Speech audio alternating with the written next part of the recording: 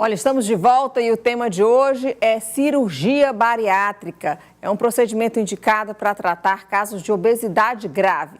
Esse procedimento ficou conhecido como redução do estômago porque muda a forma original do órgão e diminui a sua capacidade de receber alimentos.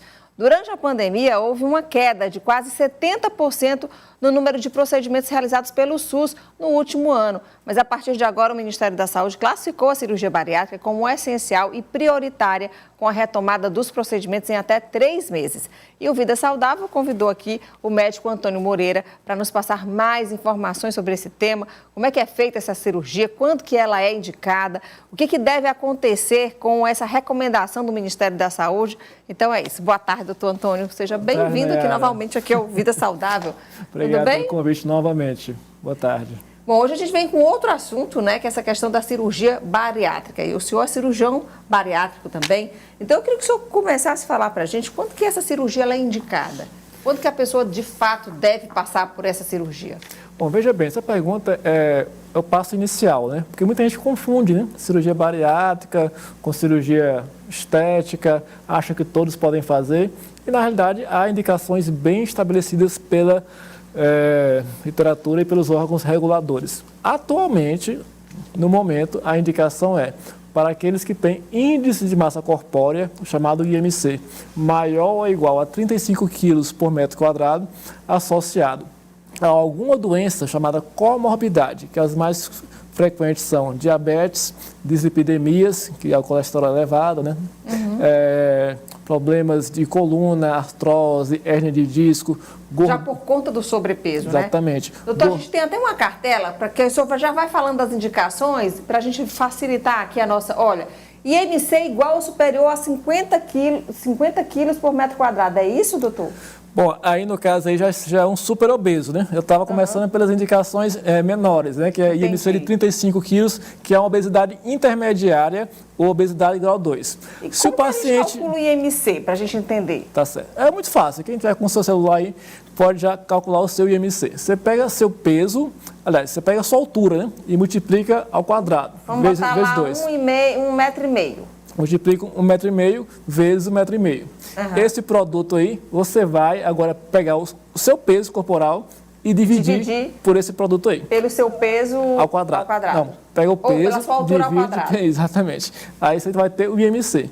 Então, como eu estava falando, o IMC 35 quilos, obesidade grau 2, com comorbidade, seria uma indicação. Agora, se você tem IMC maior ou igual a 40, você já, no caso, já é um obeso mórbido, é um obeso grau 3. Aí isso independe de comorbidade. Basta ter esse IMC.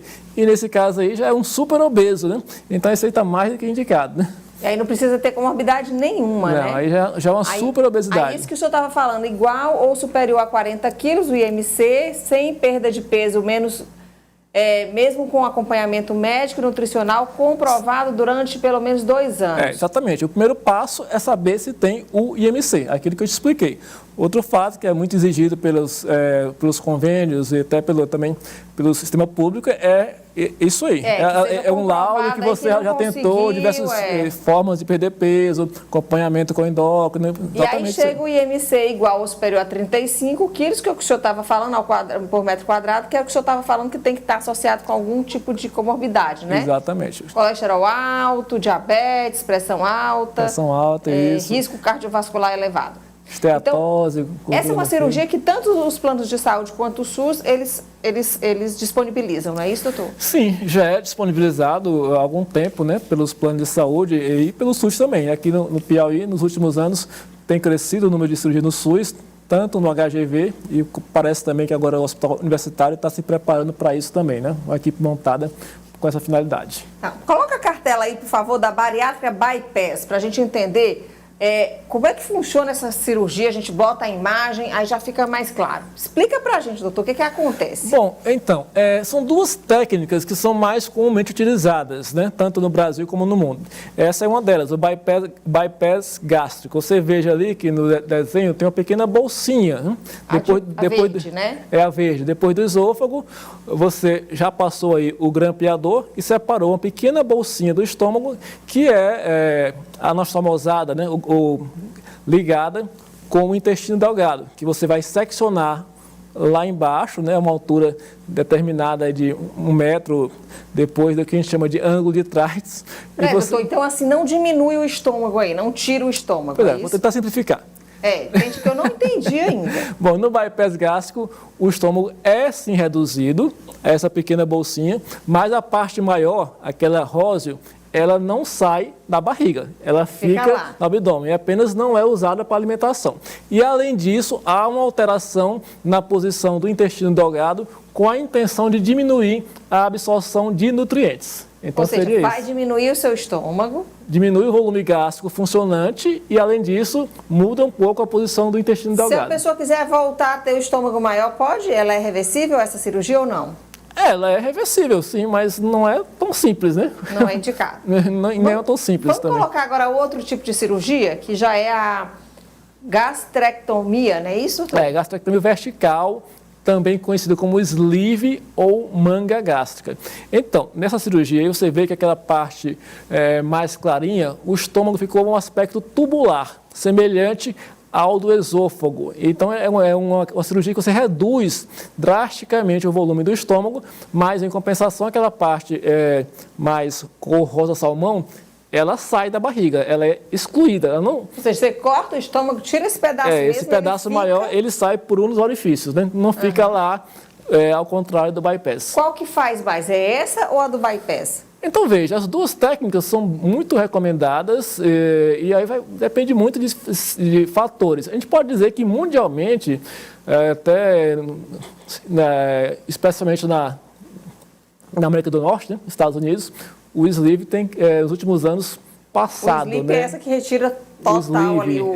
A gastrectomia vertical tem ultrapassado, sim, o bypass em número de realizações. Mas, no Brasil, ainda predomina um pouco o bypass como a técnica de escolha. Mas as duas têm resultados... opera as duas ou não? Sim, quem deve fazer cirurgia bariátrica deve saber fazer as duas técnicas. Né? Vamos para as perguntas, doutor Antônio? Pode soltar aí essas perguntas dos telespectadores. Ainda não tem pergunta? Olha, se vocês quiserem perguntar aqui para o doutor Antônio, manda sua mensagem, manda sua pergunta aqui para a gente no 86999270783. Enquanto isso, eu tenho uma pergunta assim. Bom, doutor, a pessoa quando faz essa cirurgia, ela perde peso assim drasticamente. Existe a possibilidade de voltar a engordar novamente e o estômago crescer novamente? Não só existe, como acontece, infelizmente, em alguns casos. Porque, veja, você faz o procedimento e você tem uma curva de perda de peso, que essa curva vai se estabelecer em torno de 18 meses, né? 1 ano e meio ou até 2 anos. Você vai estar só perdendo. E a partir daí ocorre uma estabilização. E é necessário que você realize acompanhamento sempre com a equipe multidisciplinar, que envolve o cirurgião, a nutricionista, o endócrino, o psicólogo, tem que estar sempre acompanhando. Mas alguns pacientes, quando tem a perda de peso que eles querem alcançar, eles se descuidam. Aquela fase de lua de mel, onde todo mundo elogiar o resultado, né? Tipo assim, mexe com a autoestima, a pessoa acha que não precisa mais, né, de acompanhamento. Aí passa a ter novamente uma vida desregrada, acaba ingerindo alimentos calóricos, deixa de se exercitar, ou seja, perde toda a orientação que é recomendada. E isso, por mais que o estômago esteja reduzido, vai provocar, né? Absorção de nutrientes, refrigerantes. Ele volta a crescer novamente o estômago ou não, doutor? Não é que ele volte a crescer o tamanho normal, né? Que era, né? Pode ter um pequeno aumento, mas é mais uma questão mesmo de desabsorção. Muita gente passa a ingerir muito álcool, que é muito calórico, é mais uma questão de absorção de nutrientes de alto valor calórico. Absorver tudo. Exatamente, aí tem um reganho, mas não acontece sempre, acontece mais com pessoas que não fazem o acompanhamento adequado. Porque tem que ter uma mudança de hábito, né? Inclusive, essa é uma cirurgia que precisa de um laudo psicológico para poder a pessoa realizar, né, doutor? Exatamente, é o que eu falei, a equipe multidisciplinar, que envolve o psicólogo, como você disse, né? O do laudo, nutricionista, endócrino e ainda cardiologista e pneumo para avaliar a condição clínica antes da pessoa realizar o procedimento. A gente já tem pergunta, doutor Antônio, é só pedir pergunta que a galera já manda para a gente. Vamos lá. Olha, da Itatiaia a pergunta, ela é do bairro Redenção. Gostaria de saber como faz para começar o tratamento para fazer uma cirurgia bariátrica. Boa pergunta. A pessoa começa por onde, doutor? Bom, aí assim... Vamos falar dos dois casos, tendo plano de saúde e não tendo plano de saúde. Então, plano de saúde, que é mais fácil, né? que eu lido, né? Você tem que escolher uma equipe, um cirurgião que esteja referenciado pela Sociedade Brasileira de Cirurgia Bariátrica e Metabólica. Vá no site www.sbcbm.org.br. Lá você tem a falar relação. no Google Cirurgia Bariátrica Associação, que vai te levar lá. Né? Tem esse atalho também do Google. Então escolha um profissional, uma equipe credenciada e marque a consulta inicial com o cirurgião. E aí ele vai fazer toda uma série de perguntas, vai passar todos os exames pré-operatórios e encaminhar para os demais profissionais, que eu falei agora há pouco, que são responsáveis pelos laudos e por reforçar a indicação cirúrgica quando existe. No caso do SUS, o que eu posso dizer é que você tem que marcar com o endócrino.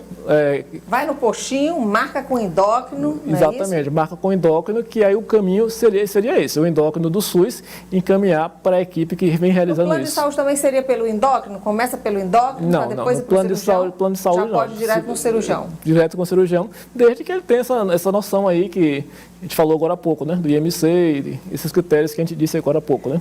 Eu queria que a gente aproveitasse agora esse momento para a gente saber um pouquinho da história da Jennifer Gomes. Ela fez a cirurgia bariátrica recentemente, mas por conta da pandemia ela teve que adiar o procedimento, desde o ano passado.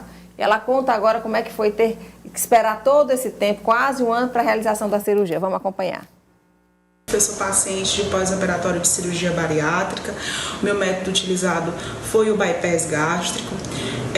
A realização do meu procedimento, ela teve uma demora em decorrência dos casos do Covid-19, quando as cirurgias eletivas foram suspensas. Tudo começou no início de 2020, em janeiro, e só em janeiro de 2021 que eu pude concluir todos os exames, consultas médicas, as terapias e todo o procedimento que a gente passa pela equipe multidisciplinar. Tenho 1 mês e 12 dias de operada, já perdi 20 quilos, tinha doenças associadas à obesidade, como diabetes e hipertensão, já fiz o desmame dessas medicações, venho levando uma vida tecnicamente saudável. Depois da minha cirurgia, eu venho vivendo muito bem a minha escolha, tenho tido só aspectos positivos, todo dia é uma conquista diferente e sou muito grata pela escolha que eu mesma fiz para mim. Foi uma escolha para minha saúde, uma escolha para minha qualidade de vida. Hoje eu já sinto melhoras em vários aspectos, realizando atividades físicas e coisas parecidas. E eu venho vivendo essa questão da pandemia, desde a fase do pré-operatório e agora do pós-operatório, mesmo com os números do Covid tendo uma baixa, mas tomando todos os cuidados do mundo, porque ainda tenho sobrepeso, mas já eliminei 20 quilos, mas a gente continua nesse alerta, mesmo a gente que faz parte do grupo de risco e quem não faz parte do grupo de risco, porque a proteção em primeiro lugar. Doutor, quais os benefícios e também os perigos de uma cirurgia como essa? Olha, eu diria que só tem benefícios, praticamente, né? Você tem uma mudança radical na sua qualidade de vida, como ela disse, né?